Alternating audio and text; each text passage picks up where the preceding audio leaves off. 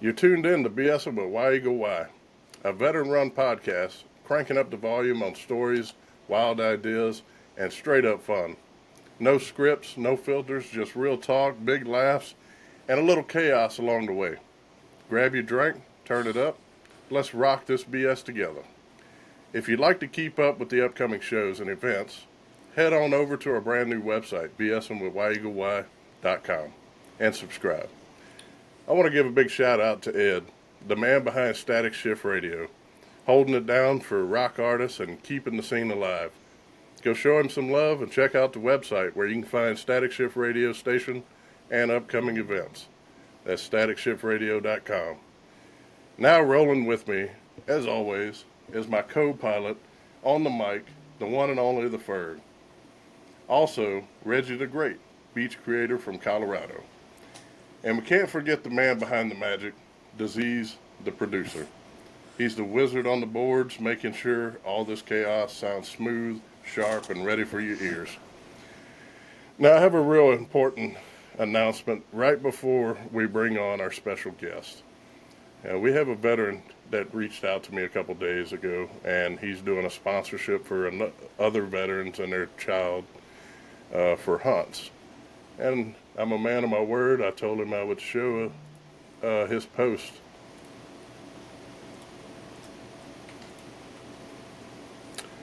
So, Joshua, stay-at-home dad.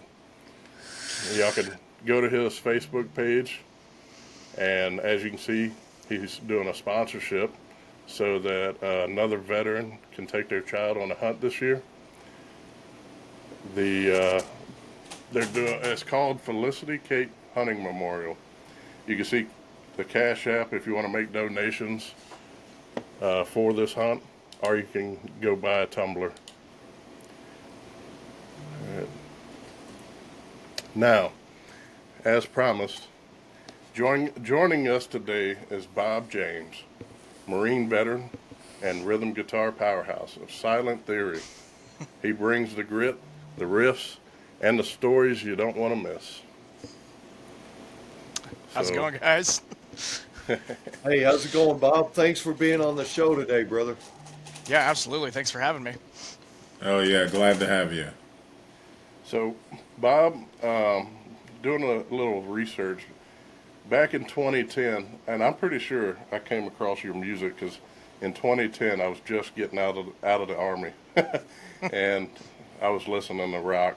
But what I did see is that you had a little vocalist changes from Nick Osborne, Sean Walker, and now Dakota. You've been with Silent Theory through these different vocalists and the transitions. So what was the period like for you personally, and how did you adjust musically to keep the band moving forward?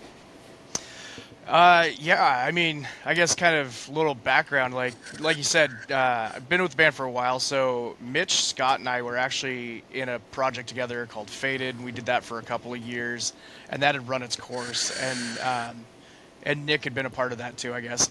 And so that was one of those, like, we were trying to decide whether we want to keep doing music or not, and, you know, I guess at this point, clearly, we decided we did. And so, you know, we kind of reformed some things. We kind of changed the style of music we were playing a little bit. And yeah, so that became like the first version of Silent Theory was Mitch Swanner, myself, Scott Swanner, Nick Osborne. And I was on bass, Scott was on guitar. And we did that for a little while. And as we started putting things together, you know, we started looking towards recording an album. And then around that time, we brought George in, who's the third Swanner brother, because, you know, completely honestly, he's a far better bass player than I am. He plays piano, and he just had a lot of skill sets and stuff that, you know, we definitely needed. So I shifted over to guitar, and we wrote our first album. And I think the biggest difference between now and then is that at the time, Mitch and I wrote all of the lyrics. So for anybody who's ever listened to Black Tie Affair, I apologize. The lyric writing has gotten exponentially better since we brought Dakota in. But yeah, so, you know, we did a big tour in like 2012 to kind of support that album. And it was a real steep learning curve because that was our first tour. And after that, we ended up parting ways with Nick because he had some different stuff going on in his life with family and work and stuff like that. And then we kind of went through this audition process that lasted a really long time, or it felt like forever. And we had, auditioned to like probably 10 different singers, and they all were great and brought different things in, but like it just wasn't quite the right fit. And I don't. Yeah, I don't know. It was just one of those, like, we started like wondering like whether it just wasn't in the cards for us and stuff. And we thought we'd gotten a breath of fresh air with Sean Walker. He was with us for about 6 or 8 months, and there was a lot of creative differences and just things like that. And I don't know. I mean, great dude. Talk to him all the time. It just wasn't the right fit. And so after that, we kind of sat dormant for like 6 or 8 months, and we were starting to like, well, I mean, maybe that's our sign from the universe and stuff. And then it just happened to be that Dakota's dad worked with like one of Scott's wife's friends. Like, we didn't know who Dakota was. He lived in Boise. We were about 6 hours away, and yeah, it was just one of those like, oh, my son's a singer but doesn't have a band, and we're like, and she's like, well, I know this rock band that doesn't have a singer. And I mean, from the get, like, Wow. Dakota was just, it was clearly he was the one, and he was the piece we were missing, because like he showed up well, first off, we were just on a whim, like, hey man, we know we're complete strangers, but you want to come spend the weekend with us? And so he drove up and came to practice, and like the first time we ran through a song, we're just like, oh, this is what it's supposed to feel like. And it's just been going Mach 10 since then. Oh yeah. That's awesome. Yeah, that's real awesome. Yeah. Well, this is going to kind of piggyback on that a little bit, because when I wrote my interview questions, I decided to start a little different than I do most interviews. You guys formed obviously in 2010, and it was 7 years after that that you finally started to get some real recognition with your song Fragile Mind. But the song I wanted to mention is your song Shaking Cages. The lyrics say, I'm going to keep lighting fires till someone finds us. I'm going to keep shaking cages till bars unbind us. Was that reflective at all of the band's determination to keep going until you became successful? Kind of piggybacking on what you were saying. I mean, was that reflective of the band's state at that time, or at how far you had come? And talk about the writing process on that. I really love that song. Yeah, absolutely. That is 100% what Dakota's kind of inspiration was. I mean, whatever your industry is, like, there's always going to be a lot of frustrations and uphill battles, but it definitely, there has been times where it's like, if you guys don't like us, just tell us you don't like us. Because, like, sometimes when you're working with, like, radio or labels and stuff like that, they're like, oh, well, your YouTube numbers are great, but your Instagram numbers aren't. And so you work on getting your Instagram, like, you just, hit the grassroots and try and get that up. And then you talk to somebody else, and they're like, well, I mean, your Instagram numbers are great, but what about your Facebook? And, like, the joke that we have going is like, oh, but what about your Foursquare numbers? Which is a really old school reference. But it's just like, it's like, if you don't like it, just say you don't like it. Like, what's this weird runaround? And so there was just a lot of that kind of frustration that went into writing those lyrics. Yeah, it's just, I mean, because we, for a long time, did everything ourselves, like, learned a lot of hard lessons along the way, worked with some good people, worked with some not-so-great people, and, yeah, that was definitely kind of a culmination of, like, bah! Right? Heck yeah. Well, Reggie. So, like you said, being away from family and going on this tour run, when we were looking at the schedule, even I was like, damn, that's a lot of days in a short amount of time. So, what has the road been like? I see you're on a bus now, so you guys just running around. Are you practicing before you do a show or just a regular sound check? What's the setup like for a tour like that?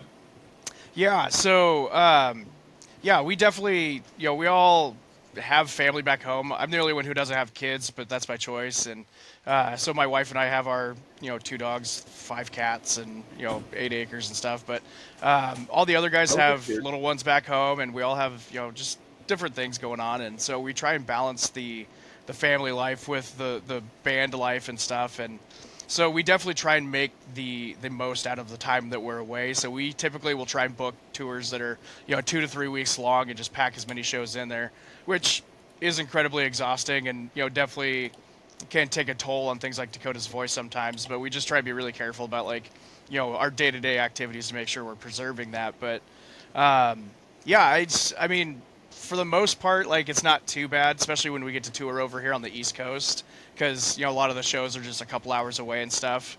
We Right. do have a couple of really long like marathon runs on this because booking was kind of weird with some of the dates, and so we ended up crisscrossing more than we would have liked. But yeah, I mean, we all kind of have like our own thing for the most part. Like, well, the bus is generally pretty quiet, mostly because people are either sleeping or reading books or whatever. But we do have the satellite and the TV and stuff like that, so we'll probably be watching a lot of football games today. Um, and yeah, it's usually just pretty chill.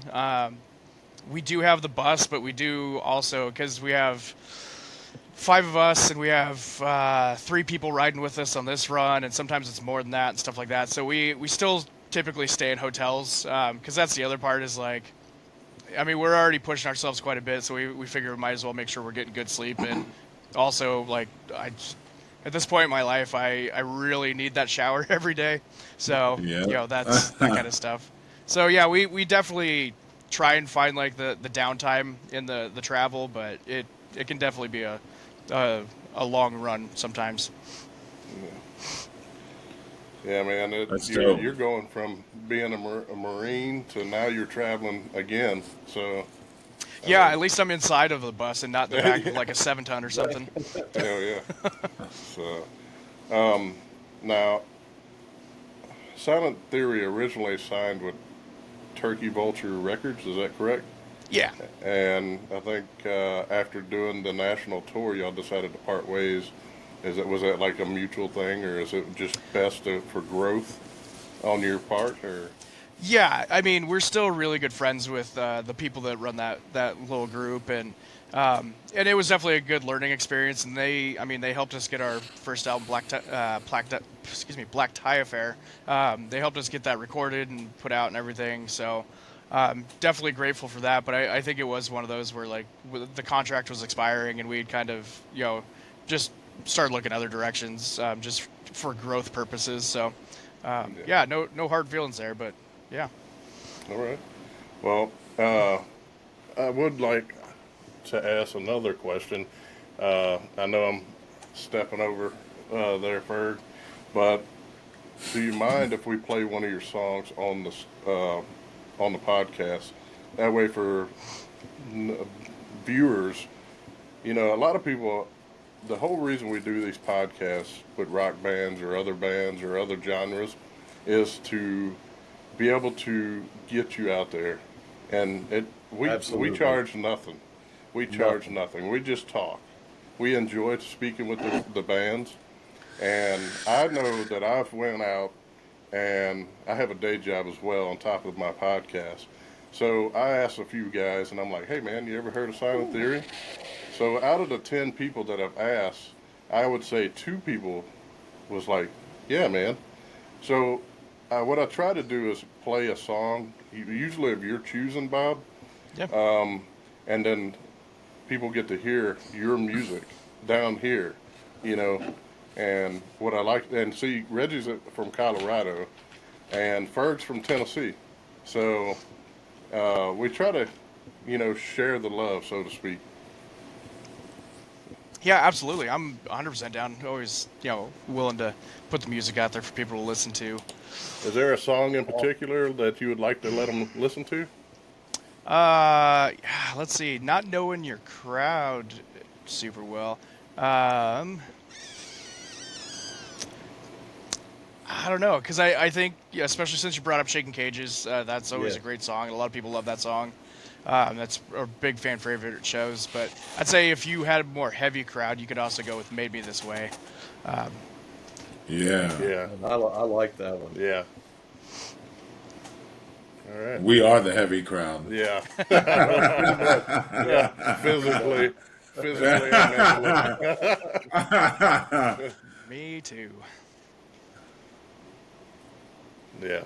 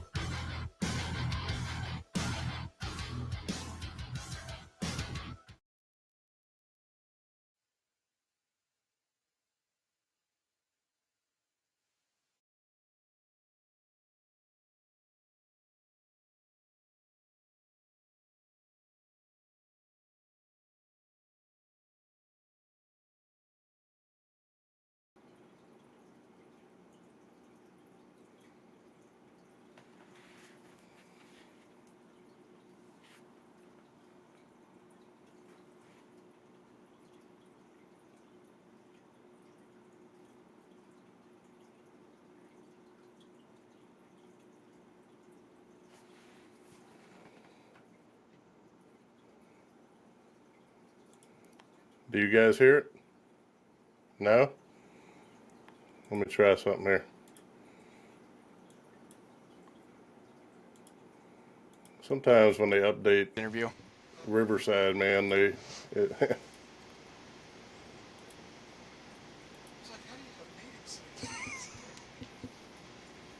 all right, let's try it.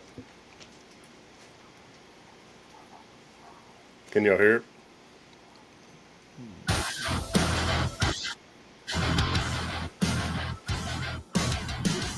Good.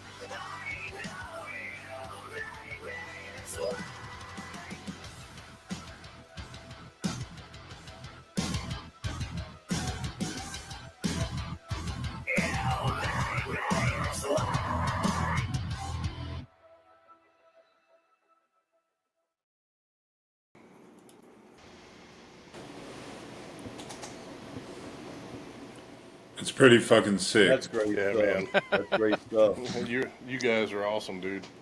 Yeah, that's Like how I we've been love opening all this. your songs. Yeah. You know. That's the song we've been opening the set with, and it's for the fans, but also for us because it's just a fun song to play and gets us all jazzed. So Heck yeah, get you Oh, amped yeah. up. Bob, you guys are from Moscow, Idaho, which has a thriving music scene. They're known for the Lionel Hampton uh, International Jazz Festival every year, and of course the School of Music there at the university. And they've got Rendezvous in the Park. They've got a lot of things going on there musically. The Palouse region bands and so forth. How much was that music scene, if at any? How much was that an inspiration to you guys? How much did that influence you musically? honestly, not a whole lot, if we're being completely honest. Um, I mean, there is a really great scene as far as that goes. Because like you said, they have the jazz festival that brings in college and high school students from all over the place, and it's a huge thing. And there is a lot of music in Moscow. A lot of it is like coffee shop, like singer songwriter kind of stuff. And I mean, I enjoy listening to that from time to time, but yeah, we are definitely kind of a sore thumb in that regard. Most of our home scene has been in kind of like the Spokane, Washington, Coeur d'Alene area. Well, to piggyback on that, if I could, in your Yep. bios, you guys also list that you've been influenced by many different styles, some 50s, 60s styles, some pop, punk, rap, hip hop, metal. So, talk about some of those influences, and in particular, if you guys had any influences from the 50s, 60s, who would that be? I think that is one of the fun things about this band because like we truly are a very eclectic group musically. Because George does listen to some blues and jazz and stuff like that.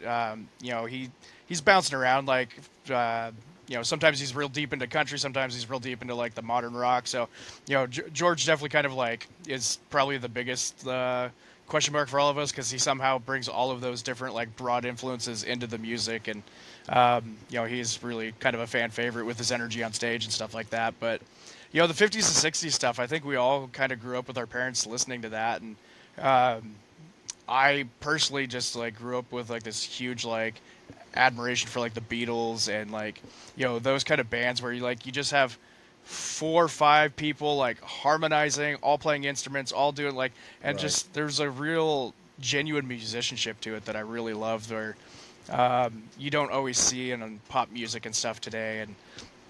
And honestly, like with the pop punk influences and stuff like that, like that was kind of like my coming of age stuff. Like me and my closest friend in high school, like that was just kind of our jam.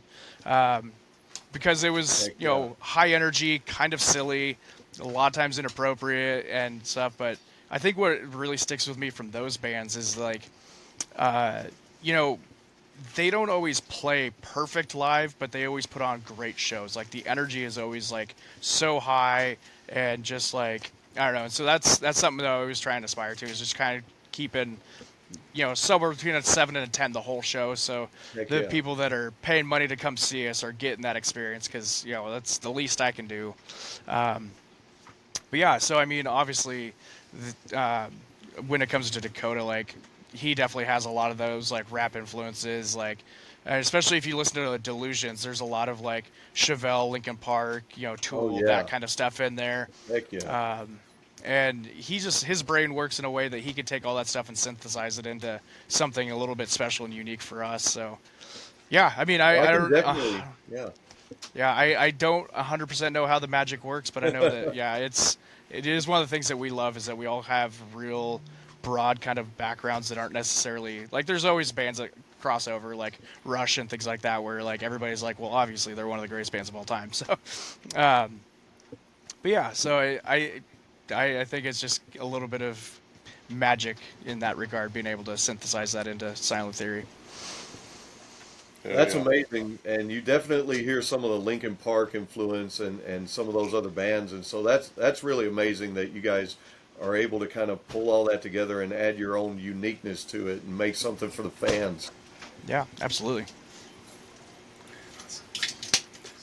How was that? So I Was want that? to. Oh, go ahead, Reg. I actually want to piggyback off of that. I've been waiting to ask.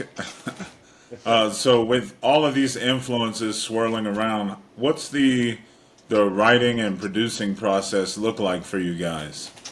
Yeah, so I mean, we've done it a bunch of different ways over the years. Kind of like I mentioned earlier, like in the early days, Scott and Mitch pretty much wrote all the music, and then Mitch and I wrote all the lyrics.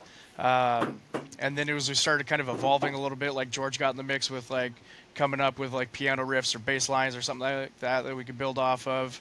And then ever since Dakota's been in the band, it's been a little bit more streamlined. Like we definitely always go with like group approval, but it's never like a real strong veto process. There's always just like a, hey, that line feels weird to me. Like, what do you think about this? Or like maybe just rethink that one. But that's usually as much like editing as we give Dakota, mostly because we don't have to. Like he just shows up with great lyrics. But as for like the music, and the like the backbone of how we build the songs, I'd say real strong percentage, like probably 90% of it is going to be Scott, our lead guitar player, kind of like noodling around and coming up with riffs. But Mitch, our drummer, honestly, like he sits down and tinkers on the piano and the acoustic guitar, and Scott's been able to build off of a lot of that kind of stuff. I sent Scott a lot of things, and he has yet to respond. So I'm hoping that maybe one day I'll get an album on the record or a song on the record. But no, no, I have a lot of strong suits that I bring to the band, and so far songwriting has not been the greatest one. So I'm happy to yield that because ultimately we want like the best product out there. And but I think what really was different on this last album, especially, is we've been doing it by ourselves for a better part of 15 years, and we really wanted to, one, just kind of check in with like other people, the industry, and stuff like that, and make sure that like we're still using best practices, or just see if there's any new like tips, tricks, tools out there that we could be learning from. So we actually did a decent amount of co-writes on this last album. With our producer Chris Dawson, he did some of the music stuff for us, but he also connected us with some different people.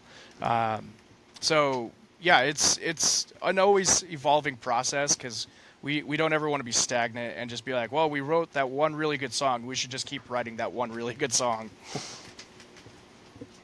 As a fan, I appreciate that. Yeah. Absolutely. Because I mean, and kind of to that point, like we're all fans of music, so I mean, we want to write albums that we want to listen to. Absolutely. Talk about your collaboration with Josie Scott from Saliva. That was awesome. So we've been pretty lucky the last few years. We've been working with Paul Crosby, who's the original drummer of Saliva, and he's been managing us and helping us kind of navigate some of this stuff. And super good dude, and obviously him and Josie are really close and have been for years. And so when we started toying around with the idea of like doing some collaborations and features and stuff like that, I can't name a person in the band who was not all over like every 6 seconds, and just those first couple Saliva albums are really like seared into my brain. So when Paul was like, hey, I no promises, like I don't have anything to do with the man's business, but like I could, if you guys have like a snippet of a song or something, I could float it over to Josie and see if he'd be interested. And it was a pretty quick yeah, this song sounds great, like I'd love to do it. And so that was a real cool like bucket list moment, in the sense that like like I said, Saliva was such a big band for us, and we've always felt lucky to be able to work with Paul, but to actually like stand in the studio and watch Josie like do his thing, and then get a chance to like BS with him and shoot a video and stuff, it was just really kind of humbling in a lot of ways, but it was really awesome to be able to have somebody of his caliber feature on a track with us. Heck yeah. That's a huge moment. Yeah. So, Bob, do you ever have a moment on stage where you just lock in with the rest of the band and think, yeah, this is why I do it? I would say that's kind of like one of the things that keeps us going is like, I mean, if we're being completely honest, we don't practice nearly as much as we should. So, we typically, like, if we know we have a show coming up or a tour or something like that, we'll get together for a few weeks beforehand and do rehearsals and stuff like that. But there's just something in the chemistry here, and obviously 3 of the guys are brothers, and they've been playing music since they were old enough to hold guitars. I mean, there's pictures of Mitch playing drums at the age of 2 because their dad's also a drummer. Wow. So, Yeah. I mean, like it's really in their blood, and I mean, I didn't know them until much later, but like I was kind of similar. Like I grew up, I mean, I have very vivid memories of like playing with toy guitars with like my friend in the neighborhood, and like making our parents sit around the backyard while we performed at concerts. And then I went through like orchestra and stuff like that through high school, but yeah, I don't know. There's just something in the chemistry where like I think if we weren't able to lock in with each other, kind of like you were talking about, I don't think we'd be able to perform at the level we are. So there's a fun brotherly love to it. So like, we'll definitely be like in the zone doing our thing, and then as soon as you hear like somebody like mess up or something is off, like there's always that like, I gotcha. So we try and keep it as light as possible because, we've definitely had phases where we get really like annoyed with ourselves and everybody else and stuff like that. And so, yeah, So we try and like go your ahead. family corrective criticism. Oh, 100%. Like we are very much the family that like will call you on your BS, and then like, if we are gonna have an argument, which we do about every 4 years, like we'll have the argument, say everything we need to say, and then we're like, all right, so where are we eating dinner? And like it's just like we don't got time to dwell on it. Let's get to dinner. Hell yeah, that's how it's supposed to be, man. Heck How yeah. it's supposed to be. That kind of answered one of my other questions without me asking it. I was going to ask a little bit about the creative process with there being brothers, because there's been a lot of successful rock bands that featured brothers. Obviously, Van Halen, AC/DC, the Kinks, Greta Van Fleet, lots of different ones we can name. But I was going to ask about that, and you kind of answered that a little bit. So, on a flip side of that, the brothers, with all the brothers being there, anybody play any pranks? Um, Nothing that's like really noteworthy. I mean, we are always like messing with each other. Any chance we can get to ruffle somebody's feathers a little bit, we usually take that. But no, we're Hell we're not yeah. really big elaborate prank people. But yeah, Got to keep it fun, man. yeah. Absolutely. Absolutely.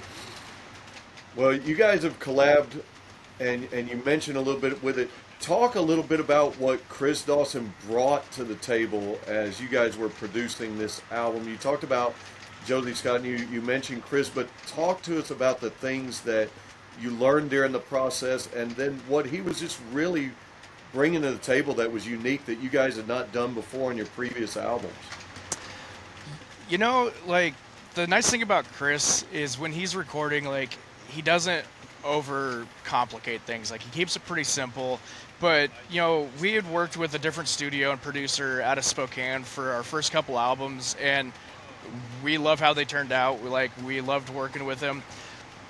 But Chris was kind of like the evolution to that next step because Chris definitely had like he works with a more modern sound that's a little bit heavier, a little bit more like on track with things like Octane and stuff like that.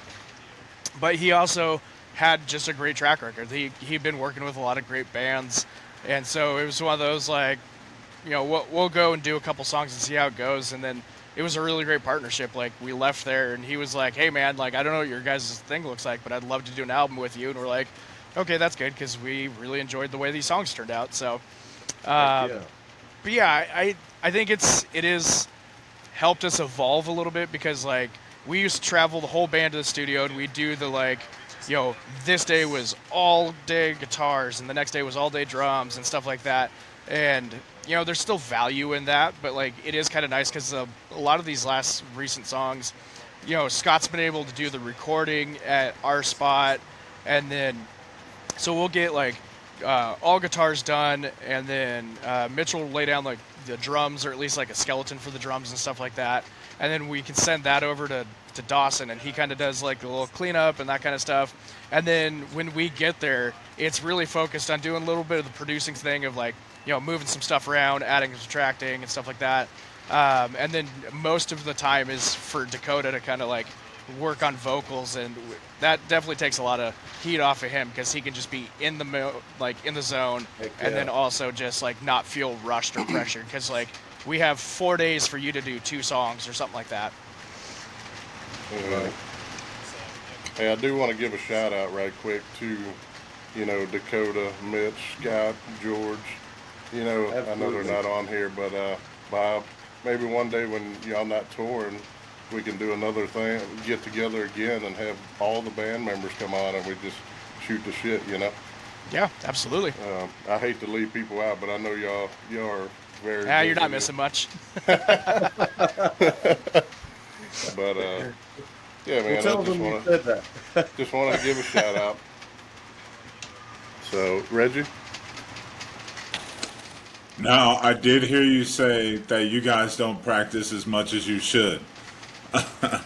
But when you guys do practice, do you use a rehearsal space, or how does that work? Does that involve part of the writing, building the songs, or do you just freestyle practice? No, it all kind of depends because like if we know we have studio space or studio time coming up, like we'll definitely be more intentional about working through ideas. But um, no, we have a space that we use as like our office, and also have like a rehearsal area set up in there. So that is kind of nice having everything set up all the time that we can just walk into and practice. Um, and Scott and Mitch both work remotely, so they actually work out of that space because it's just a huge office space that they can work in. And so like Scott a lot of times will be doing work, and then as soon as he's like done with work, he'll like pivot his chair and start working on like band stuff. So it's nice to have that space. But yeah, the practices are typically pretty well planned out as far as like I said, when we're getting ready to do shows or tours and stuff like that, like we'll actually like set up and run through the set list, once, twice, whatever, and then focus on any songs that we need a little bit extra work on. But usually we're just getting together and kind of running through everything to kind of just get that muscle memory built up. So I kind of do the same thing. I turn around and the keyboard is right there, just in case. You never know when you need to land a riff. Yep. Yep. So now you had going over the singles and the releases in 2013. You had "Out of My Head" with the short-term vocalist Sean Walker. "Fragile Minds," man, that's one. If you pull it up on YouTube, man, y'all have millions of plays and views, Yeah, which I love that song. it's wild. But "Shaking Cages" 2020, Burn It Down" 2021, "Afterthought" was 2022, and "Embers" 2023 so far. So, and then you have the most recent album that you came out with, right? Was let's see, Theoretically Speaking. Yeah. Yeah. So, oh, sorry. Go ahead. Oh no, go ahead. I was gonna let you talk about it. Oh, okay. I was gonna say, yeah, those Theoretically Speaking albums, kind of like we talked about earlier, like we all have a lot of different like musical passions, and so sometimes it's fun to be able to reimagine a song. Like those originally started off as doing acoustic stuff, because when we write songs, we do try and write stuff that like we can perform if power goes out or if we're a radio station or whatever the circumstance. We want to have something we can put forward. And if we're going to do that, sometimes we like to rework, some of the songs to just kind of like explore different ideas. And so these Theoretically Speaking albums have been a great opportunity to, do an alternate version, so to speak. Like some of them are a little more cinematic, some of them are acoustic. And this last one in particular, we did some more well, actually, I guess the Theoretically Speaking is still mostly that. We did collaborate with Crisp and Earl from Vera Union to do the "Pardon Me" cover, which was, made my heart happy because I saw Incubus on that tour like way back in the day. But yeah, it's kind of fun. And then in addition to that, with this last one, we did a bunch of like remix kind of things where we partnered up with some people like Daedric and Julian K and stuff like that, and just like, hey, here's our song. What do you like? What would you do with this? Like what? And basically gave them carte blanche to kind of just reimagine the song however they wanted. And so that was kind of fun to hear somebody else's like interpretation of a few of our songs. Hell yeah, that was You a great guys are cover, not man. afraid. No, go ahead. What you got, Robert? Oh, I was talking about the cover, man. "Pardon Me." Y'all done such an amazing job with that. Like, Yeah, we definitely wanted it to be like a very respectful, honest representation of the song. Didn't want to do anything too crazy with it because it's kind of perfect. So. yeah. Well, y'all done great, dude. You guys are not afraid to express some deep, meaningful subjects in some of your lyrics, kind of like on the song 6 Feet Under, like addressing things like gun violence and so forth, and some of the things we've been seeing in our country. It takes a lot of courage to put that down and into songs nowadays and to be addressing stuff. I know a lot of bands have throughout the years, but I think it's pretty cool that you guys not only rock out and jam out, but some of the lyrics go pretty deep. Yeah, absolutely. And I think it's important that like we always try and maintain this stance of like, I mean, we're all averagely smart people. Like we have a few college degrees in the band, but that doesn't mean that we know the answers. And we certainly don't want to pretend like we do. But I think there are issues like gun violence in schools and things like that like we can all agree like that should be a an issue for everyone. And so like we talk about things that are important to us and things that we are passionate about, but we try and do it from especially when we get into those type of topics, we try and do it from a place of like we don't have the answers, but we need to have the conversation. Right. So yeah, it's definitely just kind of like whatever is like sparking us at the moment. And truthfully, like sometimes Dakota has some really weird influences.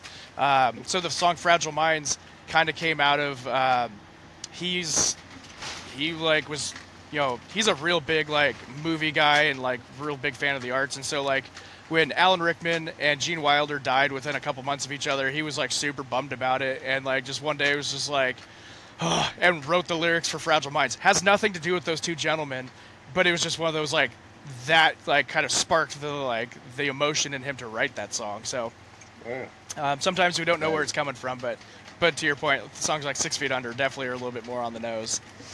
Absolutely. Uh, Speaking of songs, Ferg took my question Oh, I'm sorry, Reggie. without knowing. So at this point, I want to hear another song. Give me something heavy, also. Oh shoot. I don't know if it's my personal favorite, but there's a song that's been kind of an underground like creeper with a lot of fans off the last album called "The Cracks," and that's definitely like a kind of a big departure from a lot of our other songs. So that might be a fun one to add in there. Hell yeah!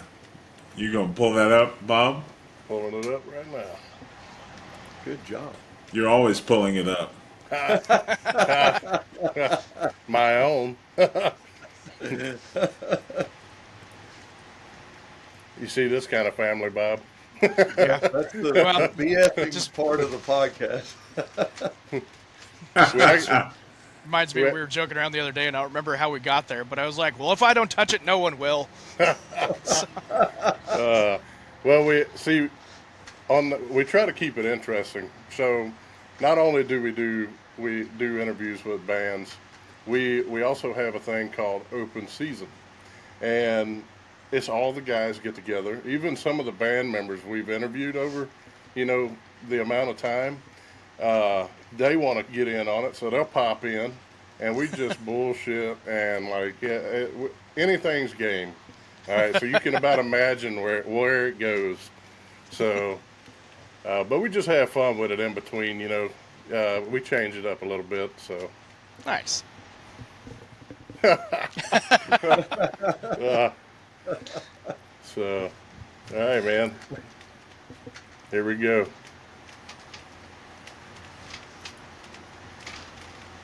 Oh, Probably the best thing to keep it off my mind and get away. Probably the best thing to wear you right down and say. So now I finally kicked myself awake. I couldn't think it all came down to me. Struggling to think things will ever change. The part of me won't ever seem to go away. Gonna be buried on the way this time. I'm terrified.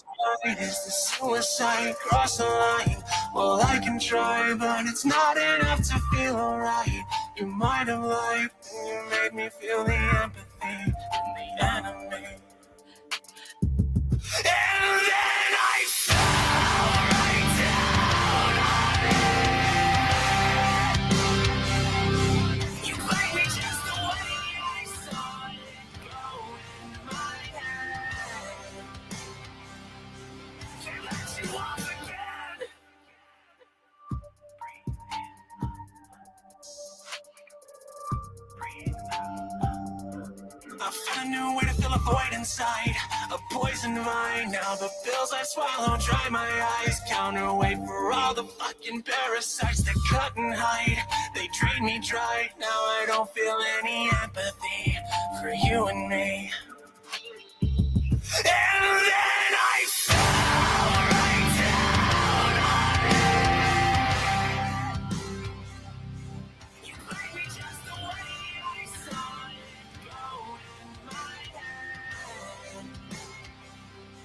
Can't let you off again. It's not like this. I get the shit has made you go insane. But I'm gonna be the problem. Let that cinder float and burn your name. Shut up, tell me I know you wanna bury what I say. Let go, there's gonna be another lie. I really care if there's a sign. You've got another problem, no one gives a shit about your fate.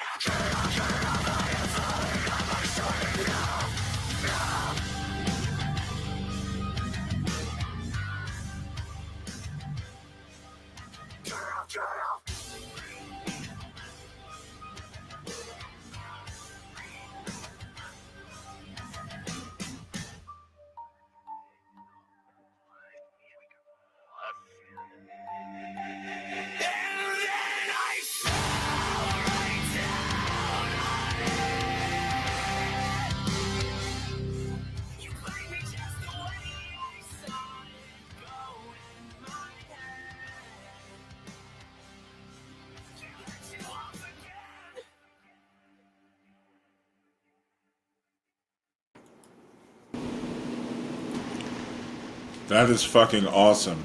Man, that had an awesome That's bass. amazing. Like, just, it come in.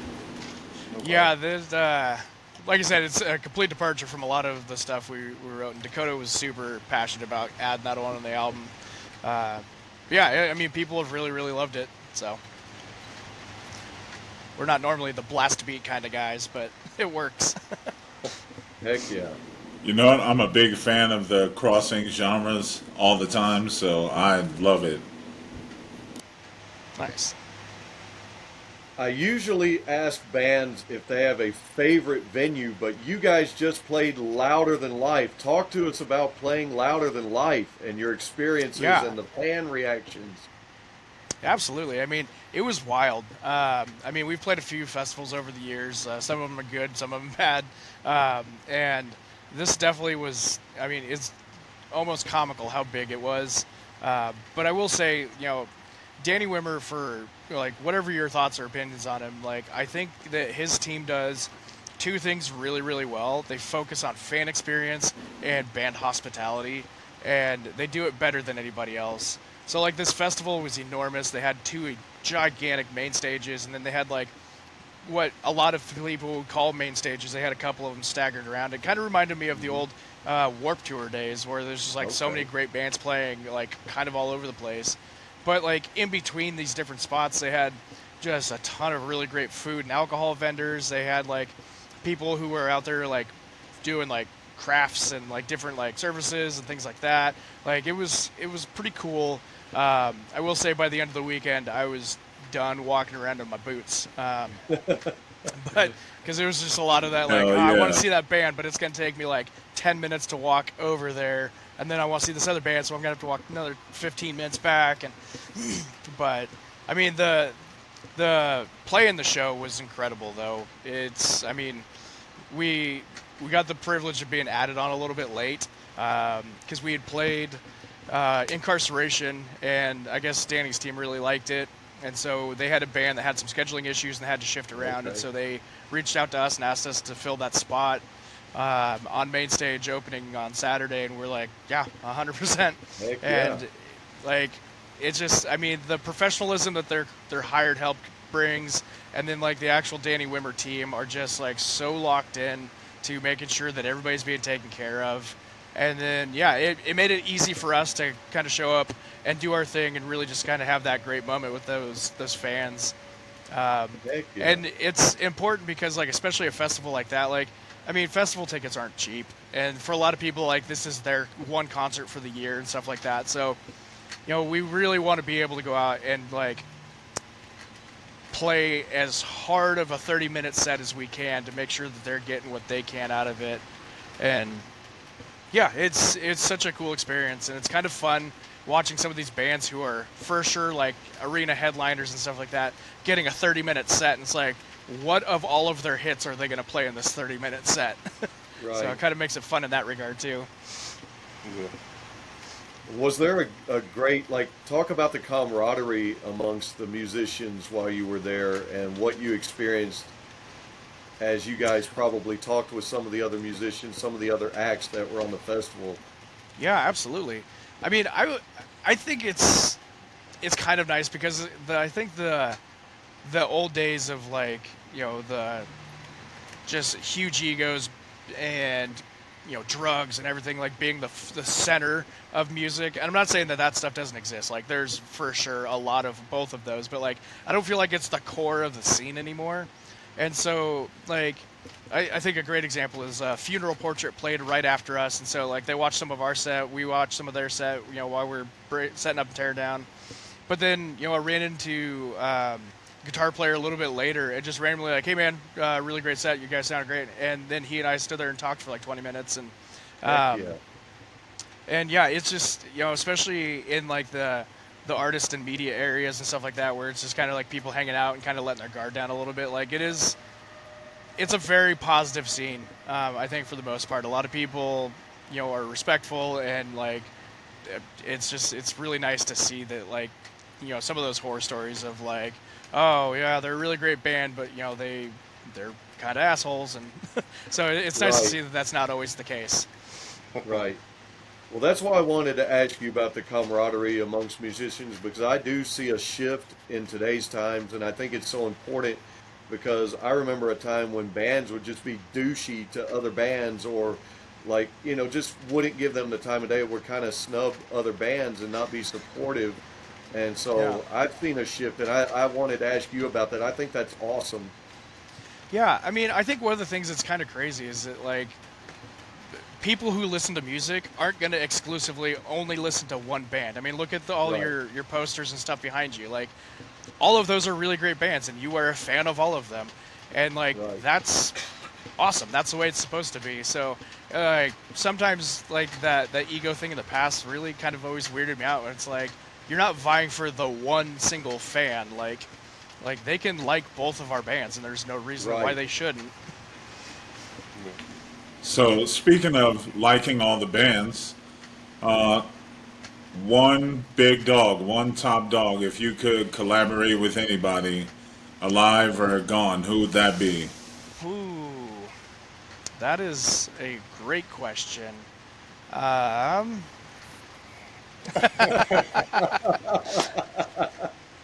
um, you know, I think honestly, like, and this may be a little corny, but kind of going back to like that Beatles thing, like, I always felt that George Harrison was like one of my favorites and a little understated, and like the guy is just, I don't know. I thought he wrote great songs. I thought he brought a weird Right. kind of fun spin to things like that. And I mean, I have no idea what that song would even sound like, but I feel like it would be a lot of fun. I mean, Paul McCartney's done a lot of like more modern rock songs and stuff like that with different artists like Dave Grohl, so it'd probably turn out all right. But I think that he would be a great person to kind of just hang out with. I definitely think that would make for an interesting mix. Yeah, most definitely. So, normally I'd have 3 questions for you, Bob, Yep. like I ask anyone. But Reggie asked my second question, which is the collab. So, I have 2 questions for you. Okay. And so, what's a moment in your life that really shaped who you are today? Oh man. That's a great question. I think. I think. I mean, especially in the context of music, because like I said, I've always been playing some sort of music and stuff like that. And like the first band I formed with some friends in high school, we went by the name Five Knuckle Shuffle, and I think the first time that was like the first time I really like performed rock music in front of somebody. It was at like one of those like high school talent show type things, and it was one of those like I expected to be really nervous and all this other stuff, and I kind of was. But as soon as we started playing, I was like, oh, this feels right. Like something about this like just clicks. And so I mean that moment's kind of hung with me quite a bit. Hell yeah. Heck yeah. So for the second one now, what's one thing people would be surprised to know about you? I think it's kind of top of mind because Dakota mentioned it in an interview last weekend at Louder Than Life. But I think a lot of people would be surprised like how kind of handy I am. My wife and I own 8.5 acres in the like out in the middle of a wheat field, and we bought a 130-year-old house that we have basically taken down to studs and are remodeling Oh, wow. and building back up. And yeah, I don't know. I just really enjoy doing a lot of that stuff and have acquired a few skill sets, and some of it I just kind of make up as I go. But you know, yeah, I really enjoy that kind of stuff, and I think that I mean I don't like hide it, but it doesn't always come through in the music and stuff like that. That I don't know. I know my way around some stuff. You know, Heck yeah. it's always good, man, to be able to do stuff on your own. I mean, plus it's cheaper, right? Yeah, no, I always laugh because there was a meme a couple years ago that really kind of hit home because it was like, how do you know how to do all this stuff? It's like I grew up poor, like we just had to figure it out. Hell yeah.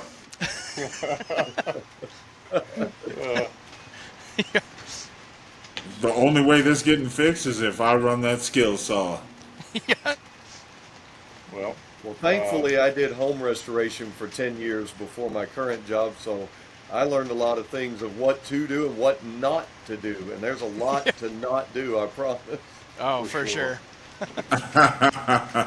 so we're coming up on an hour, guys. So if you have any other questions, I do. if you want to ask Bob, I know that he's on a bus, so I figure we'll try to keep it to an hour. Bob, one that's still fresh, and I've been asking all the bands because it's still fresh, and you guys are a metal band. What, if at all, did affect you and the other band members when we lost our godfather, Ozzy? You know, I definitely think that it was a very pivotal moment as far as like that was like a very long generation. Like I mean he had influenced stuff since, you know, the late 60s, early 70s, and like been so prevalent. If I could be a little cheeky, like I'm a little surprised that he made it as long as he did. Like I think it's awesome, but like he was not living a life that was survivable there for a while, so it was kind of inspiring to see him be able to get a hold of the reins and get that under control. Because, I mean, like people like him and Nikki Sixx, like they were as famous for their partying as they were for their music, and the fact that they were able to like rein it in does, I think, give hope to a lot of people who feel like they may not be able to. Like it's like, you know, there's the odds are in your favor if you're able to find the right resources. Absolutely. So I think that was really kind of my biggest takeaway. It was like I feel blessed that we got him as long as we did, and like all of the things he was able to contribute. But I mean, I think the guy also definitely had earned a rest. So Right. Definitely. As we're coming up on an hour, where can everybody find your music, and tell everybody about your tour dates and the projects you have coming up? yeah, absolutely. So we are currently on tour, and all of those dates are on our website, which is silenttheory.com. You can also find links to all of our music videos and all of our other socials like Spotify, things like that. If you start listening to music and feel inspired, definitely head over to like Instagram, Facebook, that kind of stuff, and give us that thumbs up. It does make a difference. Plus, we like to see you. I like to see that you're listening. But yeah, so like I kind of mentioned at the top of this, like our year is kind of rounding out like publicly with this tour. But we do have a few songs in the can already, and I think our big goal for the rest of this year and probably the first part of next year is working on new music and getting some of that stuff ready to go so we can start another release campaign of getting some new music out there and hopefully hit that with like spring and summer dates. But yeah, definitely silenttheory.com is a great place to check, stay up to date on all that kind of stuff. Plus we have a link to our merch store if you really dig the music and want to get a t-shirt or something like that. We got lots of that stuff available. Heck yeah. Thank you Hell so yeah. much. Hey, Bob, Yes, sir. to close everything out, I know we've talked about this song a few times throughout the interview. I would like to play Fragile Minds, and then Absolutely. go after that. We can do the outro. And Sounds good.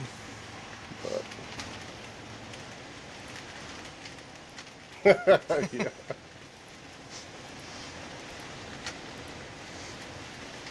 Reggie, you're going to love this one. yeah, Reggie. Yeah, this is my favorite.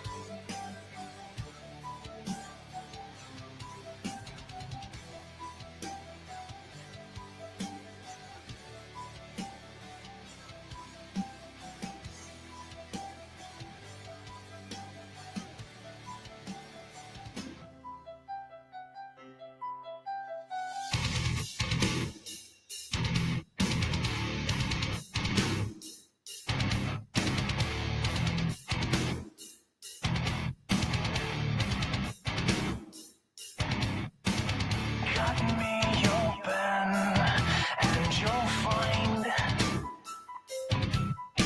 a brain, heart, liver, lungs, and a knife in the spine. It's chilling to know that the last place you go might be where the fat lady sings. Does it hurt? I don't know. And where do we go? We don't chase fragile minds with such things. So sell me down the river. First help me sell my soul. It's something I know I can deliver. I think we finally broke the mold.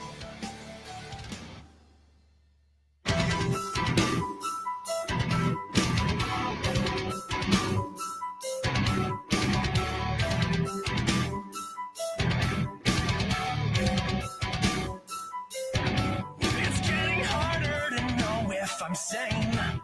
My issues are leaking outside of my veins. Somebody save me or end me. I haven't yet made up my mind. If it leads to paranoia, boy, you might want to hit the floor before exposure leads to a metamorphosis we can't ignore. Lost in a whisper and hung on a prayer. If you don't know where you're going, any road will take you there. So sell me down the river. First help me sell my soul. It's something I know I can deliver. I think we finally broke the mold.